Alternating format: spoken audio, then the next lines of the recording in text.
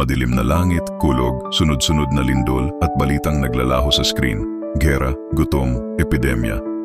Marami ang nagtatanong, ano ba ang mga palatandaan na malapit nang bumalik si Jesus sa lupa?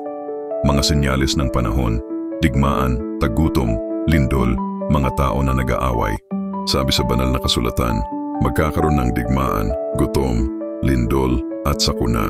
Ang lahat ng ito ay simula lamang ng paghihirap, paglaganap ng kasalanan, mga tao na abala sa bisyo, pagsamba sa pera, pagkakawatak-watak ng pamilya.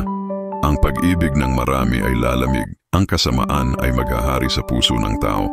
Ang ebanghelyo sa buong mundo. AI Globe na umiikot, may mga tao sa iba't ibang lahi na nakikinig sa salita ng Diyos sa iba't ibang wika. Ngunit bago dumating ang wakas, ang mabuting balita ay ipapahayag sa lahat ng bansa. Ang dakilang paghihirap, madugo at magulong panahon, kaguluhan sa mga lansangan, pag-uusig sa mga mananampalataya, madilim na ulap na bumabalot sa mundo. Darating ang dakilang pighati, panahon ng luha, takot at pagsubok para sa lahat. Ang pag-asa ng mga tapat, isang maliit na grupo ng tao na nananalangin, kumakapit sa pananampalataya kahit sa gitna ng kaguluhan. Ngunit sa gitna ng lahat ng ito, may natitirang tapat. Ang mga naghihintay sa kanya ay tatanggap ng biyaya at kaligtasan.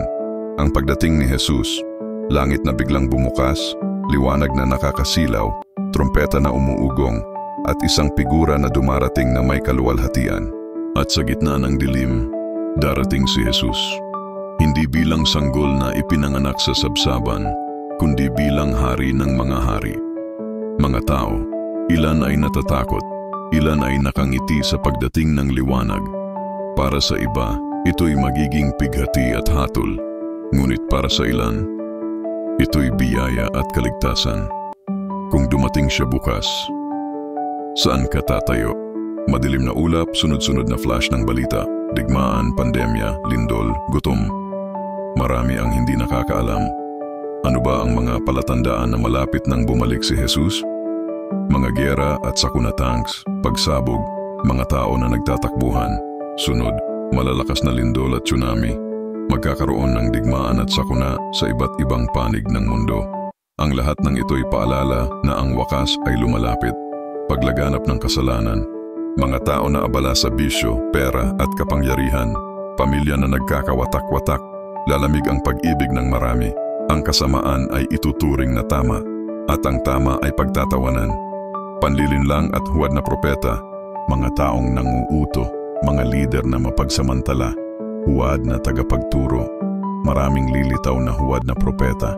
Magpapakita sila ng tanda at himala upang linlangin, kung maaari, pati ang mga pinili. Paglaganap ng ebanghelyo, iba't ibang bansa na nakikinig sa mabuting balita sa sariling wika. AI Globe na umiikot, may liwanag na kumakalat. Ngunit bago ang wakas, ang mabuting balita ay maipapahayag sa lahat ng bansa. Ang dakilang pighati, mga tao na umiiyak, nagugutom, nagtatakbuhan, pag-uusig sa mga mananampalataya. Darating ang panahon ng matinding paghihirap, panahon ng luha at takot, gaya ng hindi pa nararanasan ng mundo. Ang senyales sa langit, araw na nagdidilim, buwan na nagiging parang dugo, bituin na nahuhulog. Ang araw ay magdidilim, ang buwan ay magiging dugo, at ang mga bituin ay babagsak mula sa kalangitan. Malakas na tunog ng trumpeta na unti-unting lumalakas. Ang pag-asa ng mga tapat, maliit na grupo ng tao na nagdarasal, nananatiling tapat sa gitna ng kaguluhan. Ngunit sa gitna ng dilim, ang mga tapat na naghihintay ay magkakamit ng lakas at kapayapaan.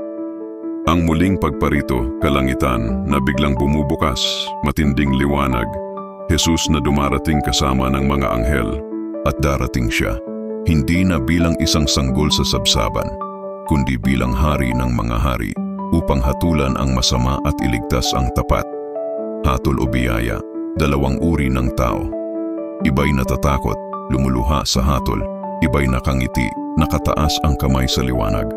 Para sa marami, ito'y pighati at hatol, ngunit para sa ilan, ito'y biyaya at kaligtasan. Jesus sa kaluwalhatian, liwanag na bumabalot sa mundo. Kung darating siya bukas, handa ka ba?